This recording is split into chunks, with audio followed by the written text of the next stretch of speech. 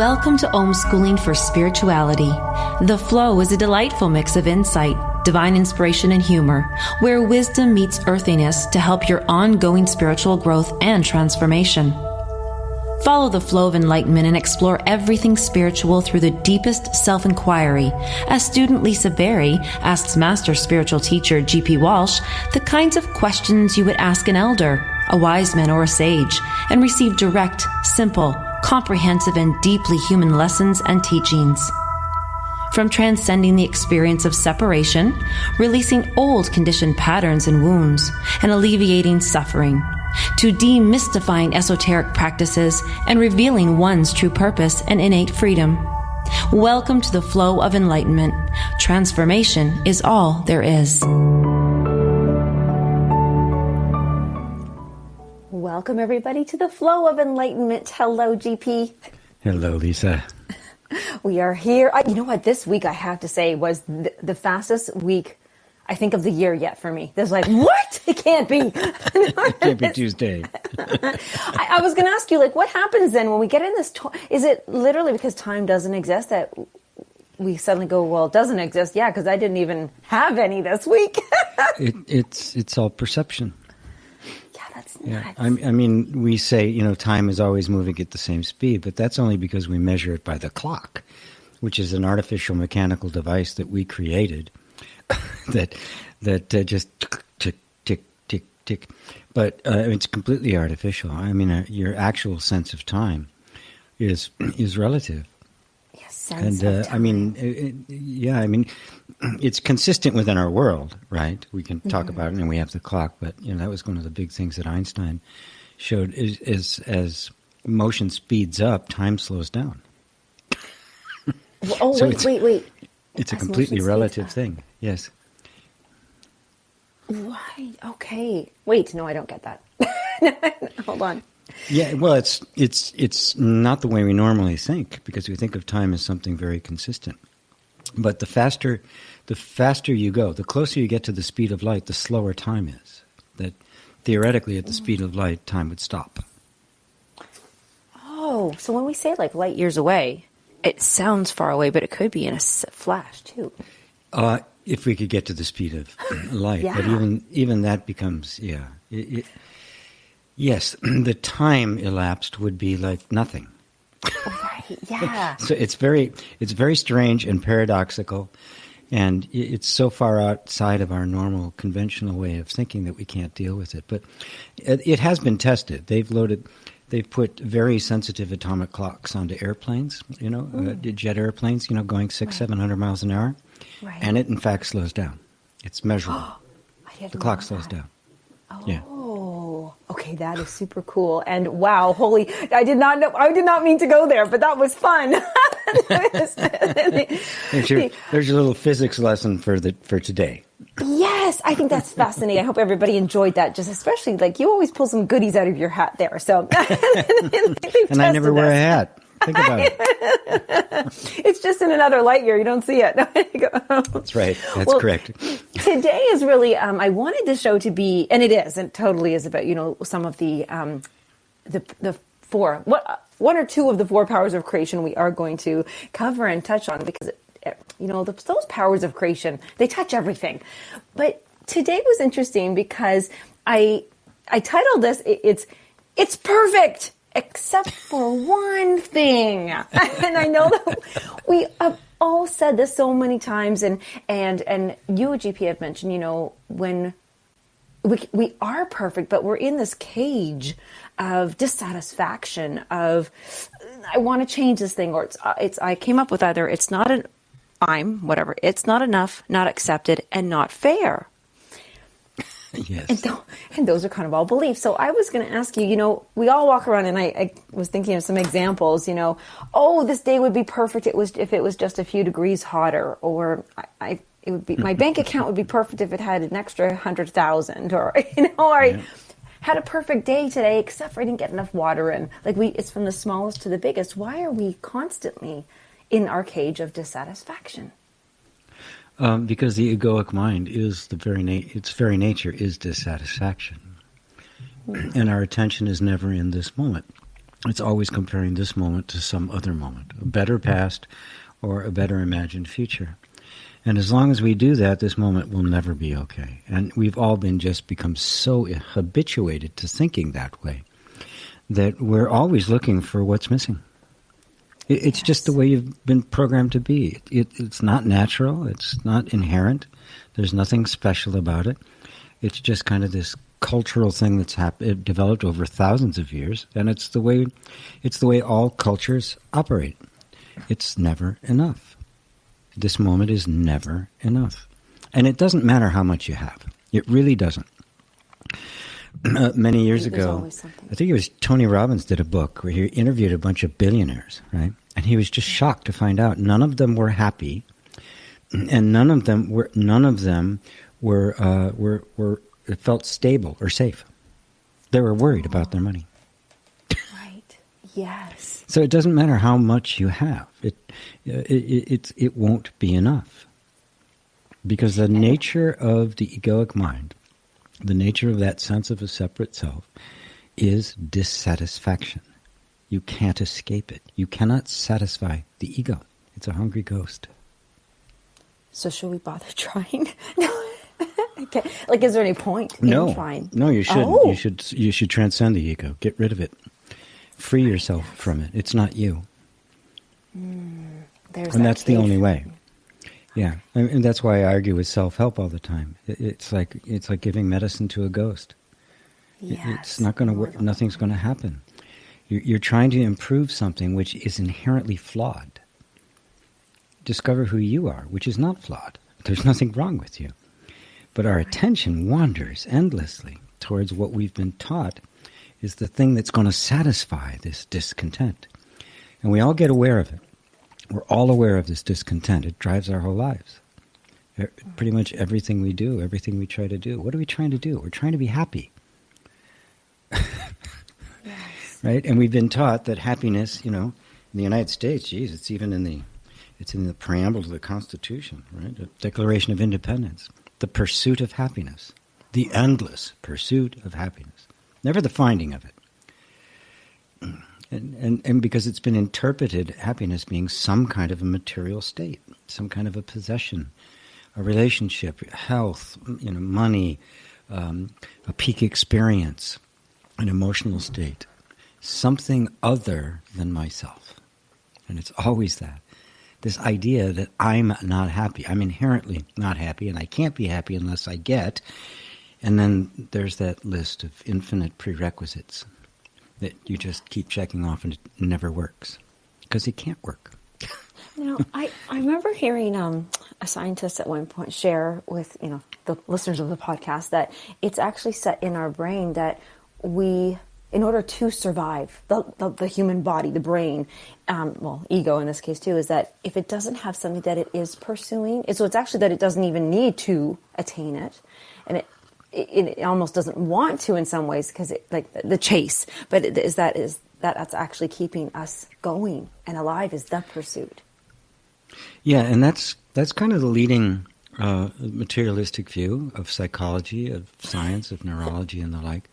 That we need to be pursued by something in order to run away, and we need to be discontent in order to seek or to grow, which is a complete denial of the notion that maybe just evolution and growth is in our nature, and we couldn't stop it if we wanted to, and we don't have to pursue it. It's just going to happen. And I think the argument for that is quite strong. I mean, if the lions out in the Serengeti, they get hungry, they go chase something down, they kill it, they eat, they lay around and sleep for 3 days. Yes.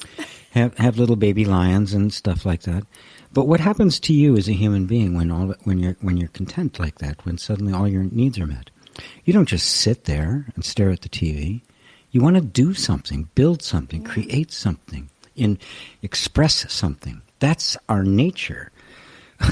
When that gets shut down, you get the couch potato who sits, staring at his 80-inch TV and thinking he's in heaven, and he's completely unhappy because he's not actually doing anything. It's part of our nature. So I completely disagree with that idea. We don't need that. That's also a justification by conservative parties all over the world to say, well, if we give them something, we're just going to demotivate them.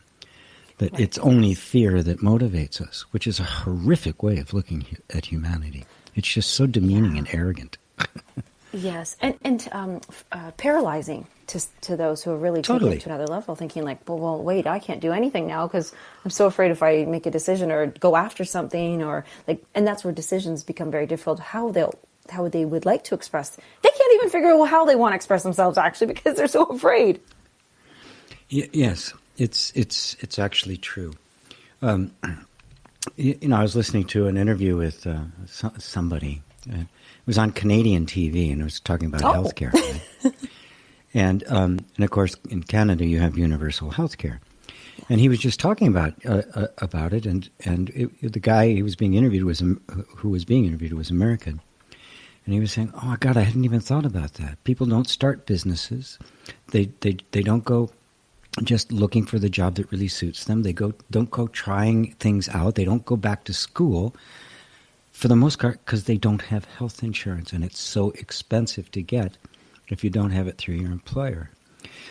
So the impact of these kinds of things, where in a country that says if we give them social programs, it's going to demotivate them.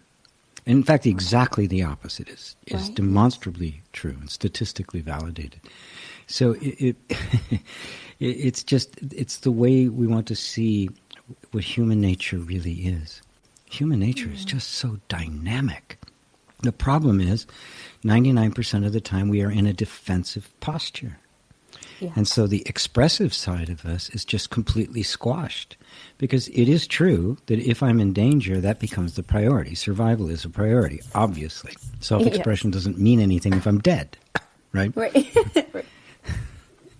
So when we're in that defensive posture, which is for most people most of the time, there isn't much energy left for the creative expression. But the less we're in defensive posture, the energy naturally begins to move towards the expressive side.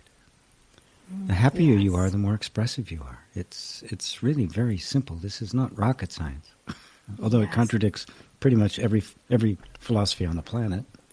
Yes. Funny, such a girl share that I have to do right now, is that I was, when I was very unhappy in a relationship, and I thought, damn, my makeup always looks good when I'm with this guy and I'm never happy. And then when I go out and have fun and I'm laughing and I'm moving my face all over the place, I look like crap because the movement, Boy, what a trade-off. So much more. Yeah, exactly. At first I couldn't figure it out. I was like, this is so interesting, but you nailed that when you said so expressive. And sometimes I'm so happy and then I get so expressive that I realize I might as well be dancing. I'm just swirling around. Because we have that out of the cage. I'm free. Look at children. Yes. Look at children. That's all you have to do is look at kids and go, oh, that's what we're actually like. They don't sit still. They're not waiting for something. They're not demotivated. It's constant. Yeah. It's Mom, why did you give me constant. food? Now I'm going to not do anything. No. No, I mean, they go to the drop, literally. Yes. Once they're out of a defensive posture, you've got, I've secured I'm safe, I can live, I'm starting to express, but now we move up that level of the ladder or something into, but those people don't like when I dance like this. They won't accept me. I move differently. I express differently. Like we're in that acceptance thing. Then it's like, gosh, you just got out of being defensive and get your safety and security, and now you're all worried about, other people accepting you. Well, that's part of our defense, right? And it's also natural, right? I mean, look at it purely physiologically and biologically, and humans are basically pack animals, right? Yes. We work together as a group. Your survival depends upon your relationship to the group. And so if you are rejected from the group, you die. So it's so deeply ingrained in us is this sense of needing to get the approval and have status on the most fundamental level. Status not being, being more important, but having a place within the group. Yes. Because that's the only way survival was guaranteed. As time has gone on and we've become more psychologically sophisticated and the like, that same energy now, if somebody doesn't like me or somebody rejects me when I ask them out on a date, it can trigger that same feeling of I'm going to die, unless you become conscious of it. If you become conscious, I'm not going to die, I'm just being rejected. Yeah, it hurts, but it isn't fatal. But at first, it can feel fatal. It can feel as if this is it. My whole life is, because these are the associations that get made. When the ego develops, it hooks in to the nervous system. And so the survival of the ego appears to be a matter of life and death. It feels as if I'm going to die because I've been embarrassed. And it's not true. Yes. It's not true. This is an association that has to be seen through and conquered. Okay. You know what? Because the commercials are going to sneak in there, but I like that. Let's go with this line. Don't let the ego get its hooks into your nervous system. And so when we come back, I would love for you to walk us through, and because you said earlier about we have to transcend the ego. So I would love if we'll visit that so we can help everybody to start the process, at least through awareness and all that other goodies that I don't know. So when we come back on the Flow of Enlightenment with GP Walsh and Lisa Berry.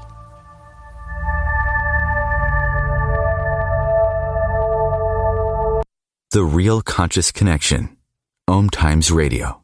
IOM FM. OMTimes Magazine is one of the leading online content providers of positivity, wellness, and personal empowerment. A philanthropic organization, their net proceeds are funneled to support worldwide charity initiatives via Humanity Healing International. Through their commitment to creating community and providing conscious content, they aspire to uplift humanity on a global scale. OMTimes. Co-creating a more conscious lifestyle. My name is Victor Furman. Some call me the Voice. I've always been fascinated with human nature, spirituality, science, and the crossroads at which they meet. Join me Wednesdays at 8 p.m. Eastern on OMTimes Radio, and we'll explore these topics and so much more on Destination Unlimited.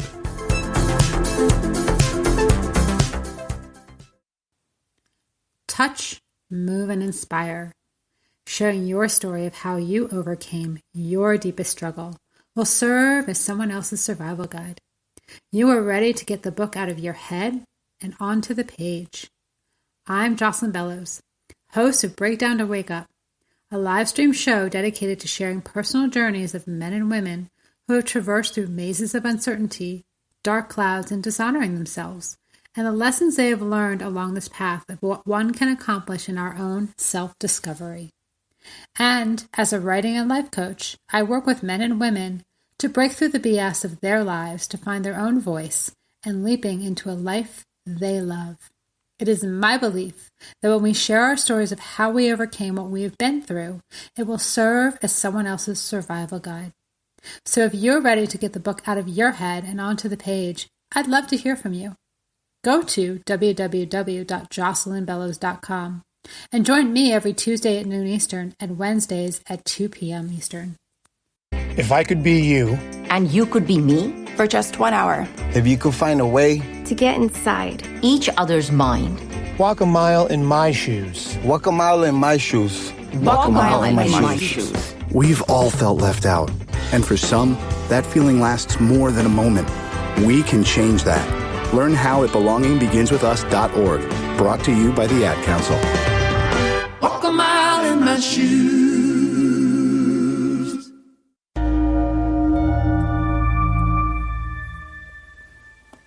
All right, we're back into the Flow of Enlightenment where all the answers are. Right, GP? Oh, I feel like I come back to this, to you, as spiritual teacher and self-inquiry for everything. It's like there's not one question I'm going to have that I can't come here to ask and figure something out. So, which is mind-blowing. I was talking about how, okay, so we're learning, poor ego. It's getting a bad rep. I know it's necessary for certain things, but yes, it really does mess with people. My gosh. And, don't let the ego get its hooks into your nervous system. And why I'm feeling that is more is if it gets out of control, if the perceptions, like you said, it literally can feel like you're dying in certain things out of embarrassment or not accepted. And it really does. I know I've been there. But gosh, it sounds like almost like you have to be a superhero. Like somebody really crazy to transcend the ego. How do you even start? Well, you start by understanding what it is, right? Oh, okay. Yeah, I mean, if you it's become the modern devil, right? I mean, it's this horrible thing. If it wasn't for my ego, my life would be wonderful. It's like this little hairy, curmudgeon-y thing hiding in the bushes, ready to jump on you. And we turn it into that, right? And of course, when our minds tend to work that way, we turn it into a thing and then make it an enemy. We don't understand what it actually is. It's simply a pattern of thoughts. That's all it is. The way our language works and the way the mind works in terms of abstraction, we take very complex functions and we give them a name. And then that's called an abstraction, right? So I talk about the body, right? Now, the word body is an abstraction. Most people don't see it that way. Oh, this is the body. Well, the body is 100 trillion cells. Each one of those cells is a living being.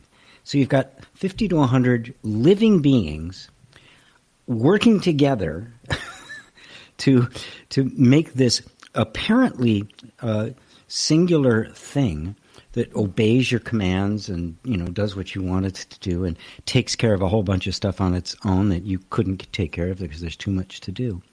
So when you say body, I can use the shorthand and word body, and we all have an idea of what that is. So I don't have to go describing all 50 to 100 trillion of those little critters.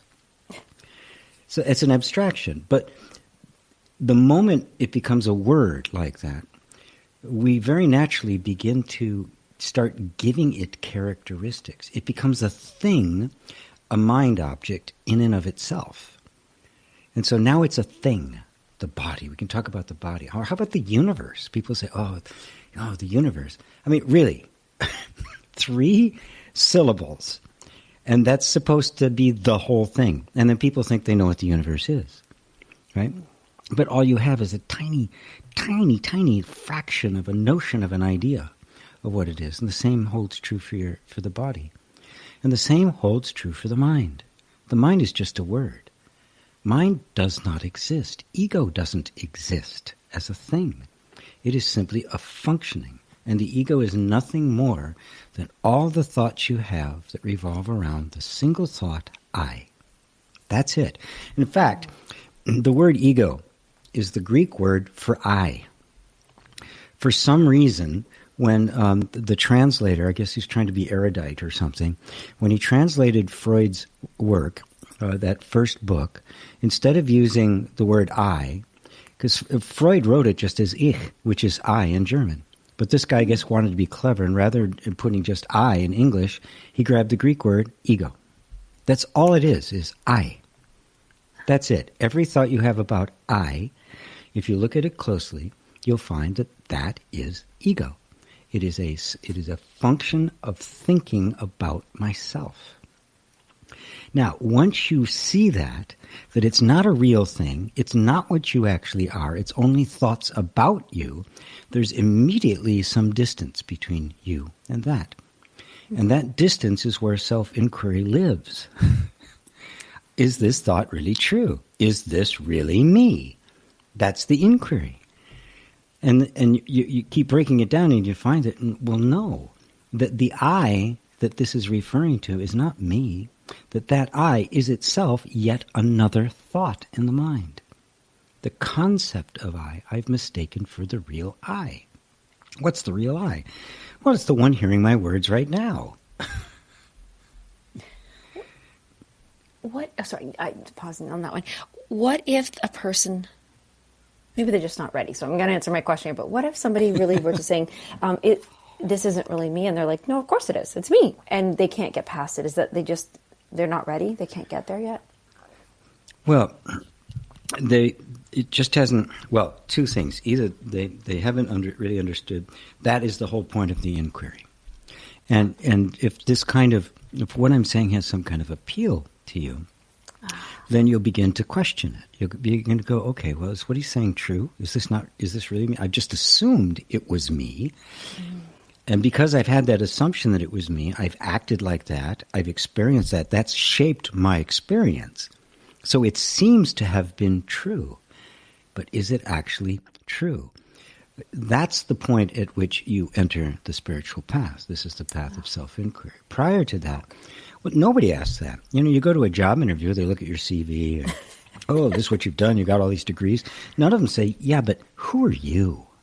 Who are you really? Nobody says that.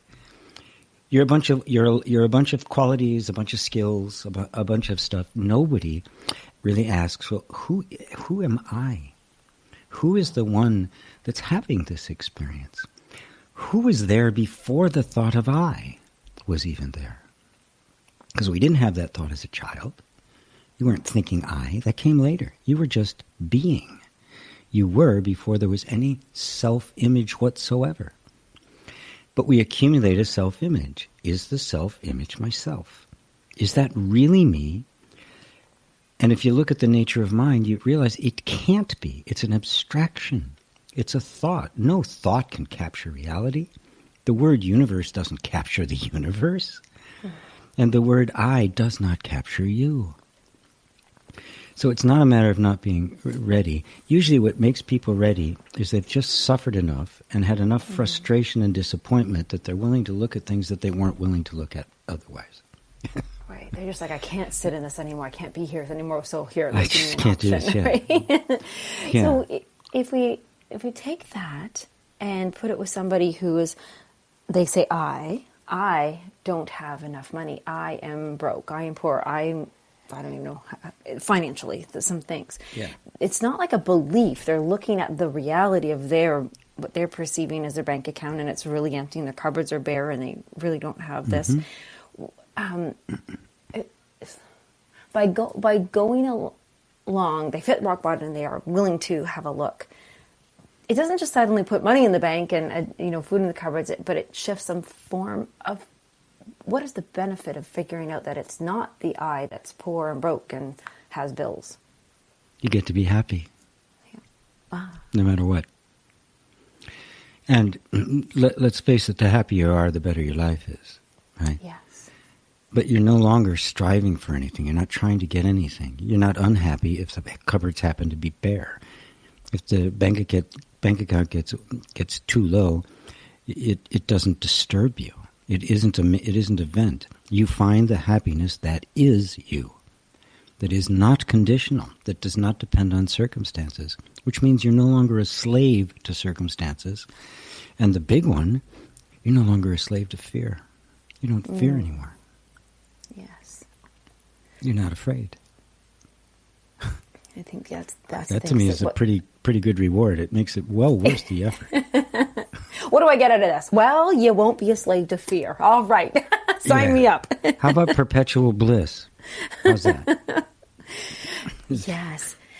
It's where, okay, random big question. Is there somewhere in the world where a lot of these people who have transcended ego and are no longer slaves to fear reside? Like, are they Buddhist monks? Are they, I don't know, just children running around? Well, are they? Yeah, the Buddhist monks are on the path to this. They have dedicated their lives to this. Most have not gotten there yet. The same thing is true in India, which is kind of the motherland, really, of all spirituality and religion. And it was from India that Buddha came, right? I mean, it spread throughout all Asia, but that's where it originated. So that has been the spiritual tradition there for forever. I think the oldest writings in the world come from there. I think it's like the Vedas or something like that. Mm-hmm. Although there's some kind of historical argument about that, but it's not really all important. The people who actually manage to truly eradicate the ego, truly, what's the word I'm looking for? Get out of the trap of the egoic mind. It's very rare, very rare, because it's just so ingrained in us, and it's been going on lifetime after lifetime after lifetime. So it is not the kind of thing that, and I'll tell you why. Because if somebody's hearing me right now, what they're thinking is, okay, if I can get out of that, well, then I'm going to be able to fill up my bank account. That's what they're thinking. Yeah. We take an idea like that, which is completely different from anything we've ever known. But our minds always associate. We try to memory, we categorize, we compare, we try to fit it into the current context. And as a result, we lose the meaning of it. Which is why Christ said you can't put old wine into new wineskins. There's a transformation that takes place. He would say, repent, the kingdom of heaven is near. The word repent simply means completely transform your mind. Oh, okay. It's a complete transformation of your perception of what is real. And little by little, the desire for that level of complete infinite freedom eradicates, kind of phases out all lesser desires until it's the only thing that matters, and your mind really becomes one-pointed, and you're just focused there until that bubble bursts and the entire thing falls away, and you realize it was all an illusion. It was all a self-created suffering. And the self that was suffering is what disappears. I hope I'm not going over people's heads. This is just a radio show, not satsang. No. Well, no. But a question there is that. So I'm imagining. So I'm personifying a thing, a person. Mm-hmm. I've got a picture in my mind, and they've done this, and maybe they're the ones out of millions and millions and billions who have not had this, but they did it. They're there. And they don't care if there's money in the bank. It's not that they don't care. Yes, it just doesn't matter anymore because they're happy regardless. Right. Is that individual able to, that's a funny question, is that person able to come back into our ego society and actually live? Or will they get sucked back in? Like, could they fall? No. Okay, once you've tasted it, there's no going back. Okay. Yeah. You don't see the world. You don't... The ego becomes just this. You notice it, but it's like a voice and a radio playing in another room. It's completely irrelevant. It has no impact once you know who you are. Once you learn that 2 + 2 = 4, you didn't. You weren't worried about being in a crowd of people who believed it was 3. Right. It's just such a self-evident that you don't give it a second thought anymore. It's that kind of obvious, but it's not obvious until it's obvious, of course, right? Oh dear. Yeah, I know. What makes me think of one of my favorite sayings is that you can't unring a bell, and no, and no matter how many people say, well, I didn't hear the bell, and no, I didn't hear the bell at all. But you still, if you heard it, you heard it. You can't really unhear it. You cannot unhear it. No, you can't unsay something. You can't unsee things, right? Right. And it's, my job is to get people interested enough in this that they'll do the inquiry. That's my job. Mm-hmm. Yeah. Yes. That they'll be convinced enough that this makes sense, and it seems to be the only reasonable way out of suffering, that they invest the energy in it, overcome the initial discomfort of having to question every assumption you have, and eventually begin to settle into a completely different way of being, which is much more free and much more alive, much more vital and vivid, much more childlike and playful. Yes. And you know what? This is a perfect time for me to say this. And invite people, because I love that you said we're become interested enough to do this inquiry because it's the only reasonable way out of suffering. Well, it seems to be, which is good. And on doing so, I would like to, if you are listening right now and you're thinking, yes, you know what, I am interested enough, and I would like to go down this path. These are, what the thing is, you can't go wrong. I think this is the fun part too. You can't fail. Like, you ask a question, you explore it. This is just inquiry. And, GP, you've got your course coming up, which is the 4 powers of creation. And we are talking about them all together now. We're just kind of mumble jumbling them, which is great. But I love how you have introductions to each one of these 4 powers. Then there's the actual pre-recorded material on each one of the powers, and then there's a live event which you get to interact with you and ask those questions, like I get to every Tuesday here on the Flow of Enlightenment. And it's a 90-minute live call, but it's up to just under 4 hours of pre-recorded materials, and there's just so much more. But if you guys would like to do this, it is called the 4. Come on gpwalsh.com to the website and sign up, because it's only $189 US for all of that pre-recorded stuff and your ticket to the live event. And it's happening on April 22nd. It's a Thursday at 1 p.m. Eastern. And even if you couldn't make it, it's still worth it, because you know what? You'll get the replay and somebody is asking a question that you are wanting to ask. I know it, because that's, as much as I can talk and love asking questions, I go to your lives, GP, and I'm like, I don't really actually have a question because everybody else is asking them. Yes, that does happen. There's a special link for it. It's gpwalsh.com/4powers, the number 4 in powers. Oh, well, look. And there's a video there that'll explain what's involved in the class, and that's where you can register for it. Yes, thank you. You know what? I was just going to have them go searching. But number 4 in powers is a little bit more. See, look at that. You're already helping them on their journey. It's like, but, we'll go to commercial. When we come back, we'll actually just mention those 4 powers so that you can see what we're going to be talking about. Well, GP is going to be sharing, and well, it will help you to be free, yes, of your cage of dissatisfaction here. We'll see you guys soon.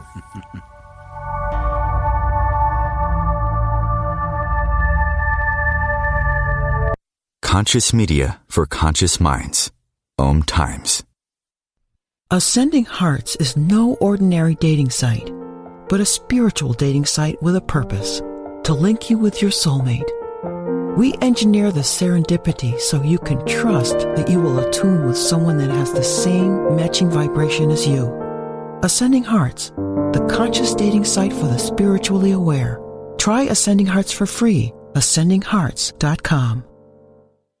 Hello, I'm Sandy Sedgbeer, host of OMTimes magazine's flagship radio show, What is Going On? My passion is sifting through information, research, and innovations from new thought teachers, speakers, and researchers, pushing back the boundaries of what we know about life, energy, metaphysics, and the universe. I love shifting perceptions about who we are, why we're here, and how quickly impossible becomes normal when we open our minds, expand our awareness, and accept that the only limits that exist are those we place upon ourselves. So if you're the kind of forward-thinking, eager investigator of what lies beyond the current reality that most perceive, why not make a date to come play with me in the field of possibilities at 4 p.m. Pacific Time, 7 p.m. Eastern Time every Thursday, and together we can discover what's really going on. Coping-19, brought to you by CDC and the Ad Council. If you're feeling increasingly lonely right now, you're not alone. It's totally normal. Even though we may not be able to get together in person, connecting virtually with friends and family still gives you a chance to interact with people and may help raise your spirits. Join a virtual book club, set up group text chats, or online video coffee breaks with coworkers. Find more self-care and coping tips at coping-19.org.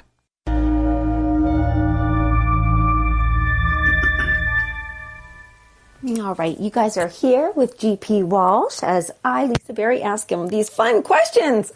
Solving life's mysteries. Well, not mysteries. You know what? These are solving life's suffering. It's alleviating. Well, maybe solving. Yeah. And gosh, I think of so many people, and I listen to these commercials, and I think, yeah, the people are, I think the world goes through these cycles, maybe in the 80s they were all worried about how big their hair was and colorful their outfits were, and then and then now we're worried about we're getting enough bandwidth to get on the internet to make sure you're online and streaming. But does culture dictate completely what our identity and beliefs are when it comes to these 4 powers of creation? Do we really actually have power over our 4 powers? The first 3, without the 4th, no, you don't. And that's the big realization. And if people realized that the ego, that sense of identity that they don't question, they didn't create. It was culturally imposed. And it's not who you are. And it reaches, oh my God, it reaches into everything. We're talking about how you dress, how you think, what your work is, the career you chose, the people you hang out with, where you live, what you do, the entertainment. These are all functions of interest. And if our sense of identity is not who we really are, none of those interests, desires, or aspirations are going to be genuine. And this is what people experience when that sense of dissatisfaction. Nothing is working quite right. Well, right, because it's not you. You're pursuing a desire that belongs to your culture, not to you. This is the great liberation of it, and it's a tough pill to swallow, because we think, okay, I'm going to get the things that I want, and I ask, well, who are you? Because if you don't know who you are, you cannot trust your desires. Period. If you're acting out a different version of yourself that isn't you, and you've mistaken for you, all those desires aren't going to be your desires. You're going to get them, and you're going to, why doesn't this feel good? Because it's not you. It is the cultural version of you have been acting out. It's that simple. Here's a little exercise, a little fun little exercise you can do. I want everybody just picture in your mind yourself. Just put a picture of yourself in your mind, right? And everybody does it. Looks, probably maybe 5 feet away, probably waist up, maybe a whole body shot. Some people a close up like what you look like in a mirror, right? But that's the image you're holding. Right. Now, here's a little tidbit. I want you to ponder this. That image that you have in mind of yourself, when I say picture yourself, you've never seen it. You've seen pictures, you've seen videos, you've seen a mirror, but that image you say is me, you have never actually seen directly yourself. And yet we walk around with an image, not of what we're experiencing, but how others see us. And I think that's me. Or how we think others see us even.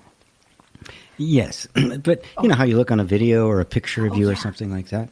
Which is how somebody else would look at you. So everything we know about ourselves is what others have told us about ourselves. Self-inquiry is, what do I know about me directly? Not hearsay, not secondhand information, but directly. How do I picture myself without an image from somebody else's point of view? What's my point of view? Or as I like to say, what do you look like from a distance of 0? Okay, yeah. Yes, you wouldn't. It's a very powerful thing to just ponder, and it can break down all sorts of assumptions you're holding about yourself. You're not who you think you are. It's that simple. And the discovery of who you are will mean now you can trust your interests, you can trust your desires, you can trust your aspirations, you can trust your choices, because they're actually coming from you. And not from the imposed version of yourself, which is completely cultural. The ego is a cultural construction.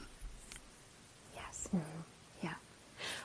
Yeah. Question then, if we're talking about dissatisfaction and truly being happy, if we've made a choice or decision, or we act a certain way, and we really are happy, we believe we're happy with it, is that really us then? Like, do I really like pink?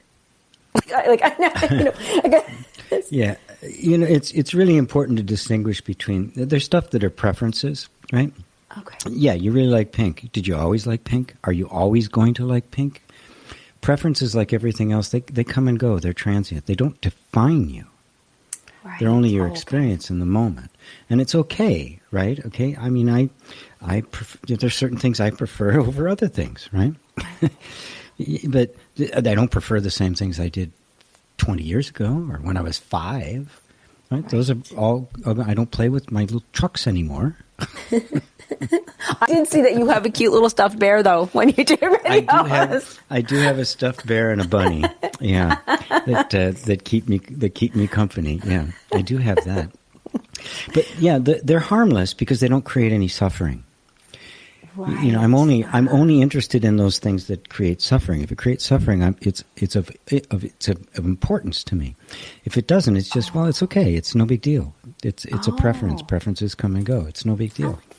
I like that. Okay. But the image of myself that keeps me limited and stuck and in repetitive patterns. Now that's different. I need to address that because it creates suffering. So if I just recognize I've got a preference, and preference is going to come and go, and I may like it, I may not even like it tomorrow, and everybody's had that experience, you know. Oh, I really want something, you get it, and a week later it's for sale on eBay, right? Because you shift, right? Or it didn't fit, or something wasn't quite right about it. We all have an intuitive sense of who we are, because who you are is a reality. It's the truth. It's not something that comes and goes. It's not going to go away. Your original innocence, the original you, which has only been covered up by conditioning and the ego, is still here. It just has to be discovered. And it hides in places like, you can see it when something really does resonate with you.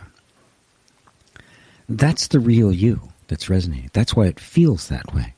That's why the aha moment feels like an aha moment. Something inside goes, yes, that's right, that's true. Well, the only thing that could say that's true is the truth in you. Oh. The falsity can't say that's true. Only the truth can say that's true. Which is the 4 powers are attention, belief, and identity. Those are the first 3. And they're blind. They're completely created by the culture until the 4th power comes online, which is the superpower of discrimination. The capacity to discern what otherwise I'm just mindlessly, unconsciously believing. I get this enough distance to look at my identity, my beliefs, and where my attention is going, and say, whoa. This doesn't work.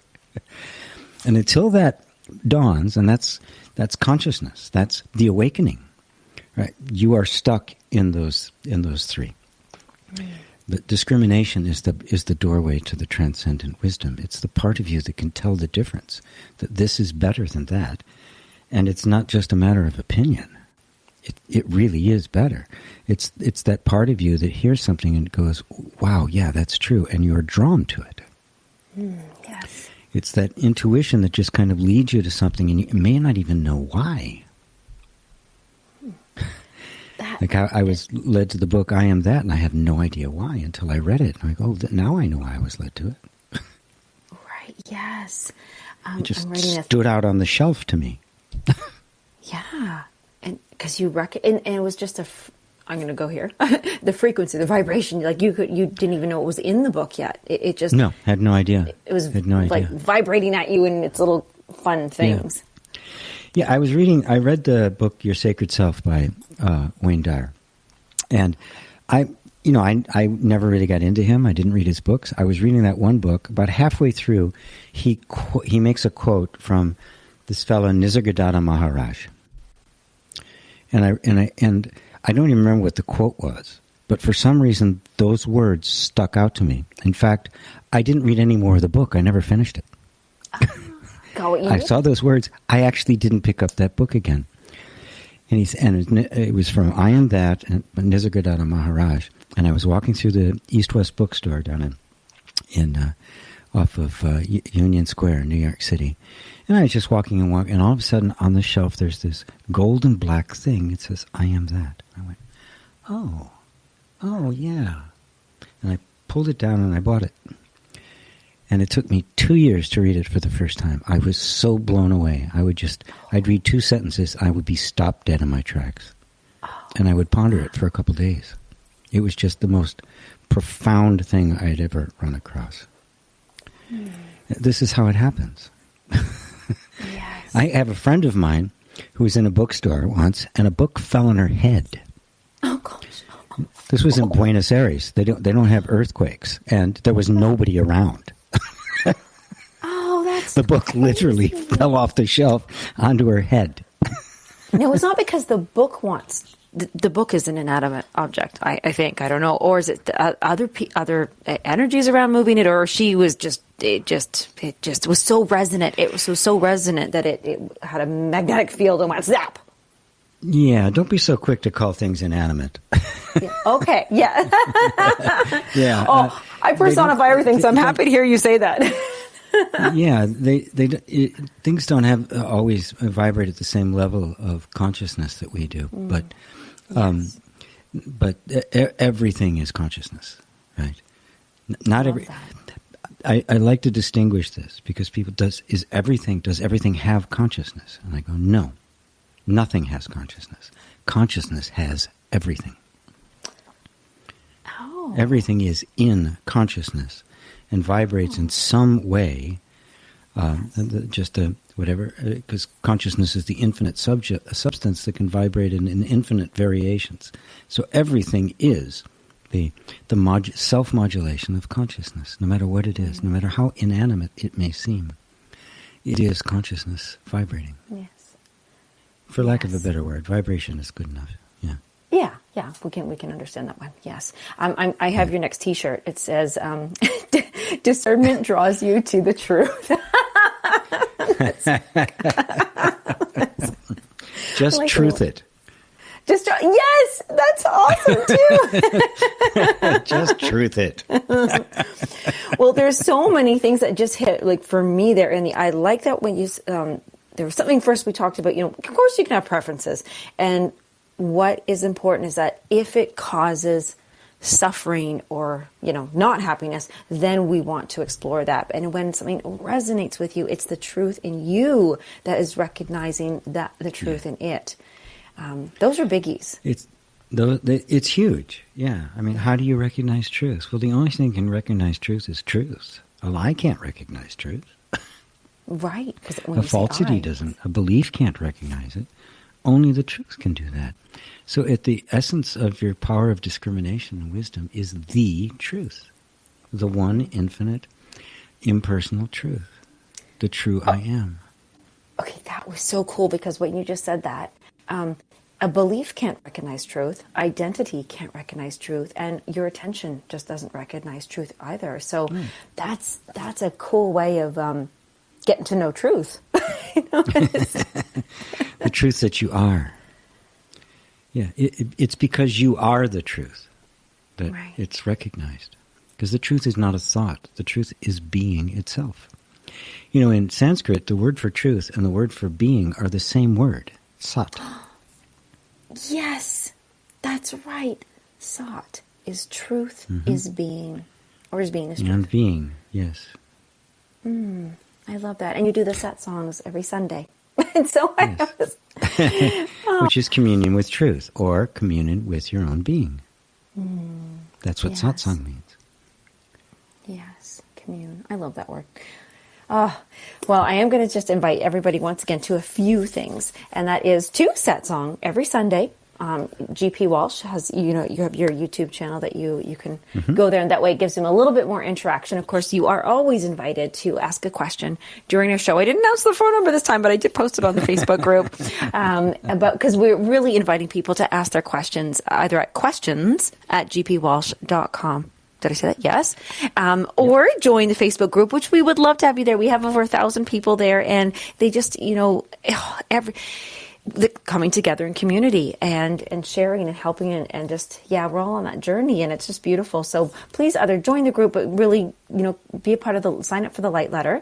That's our newsletter. And then that way you never miss one of the events. But as we said, coming up is the 4 Powers of Creation. It's April 22nd. We would love for you to be there live, but if you can't, do not let that discourage you. You will get so much out of just even going through the materials. I've only done the introduction to each one, and I am blown away. So there's certainly plenty there. And GP, I'll do this one invitation. I'll do a surprise. If you are listening and you can't help yourself, you've been, getting your friends to listen to the show or, telling everybody about it, then you probably you want more information on how to be an affiliate of our work here via GP's message. And we have just created this new program. And I'm really loving it because we're just doing it the way we want. It's through our truths that we're created this. So if you think you'd like to be a part of the community, we need to hear from you. Uncle G wants you. Yeah.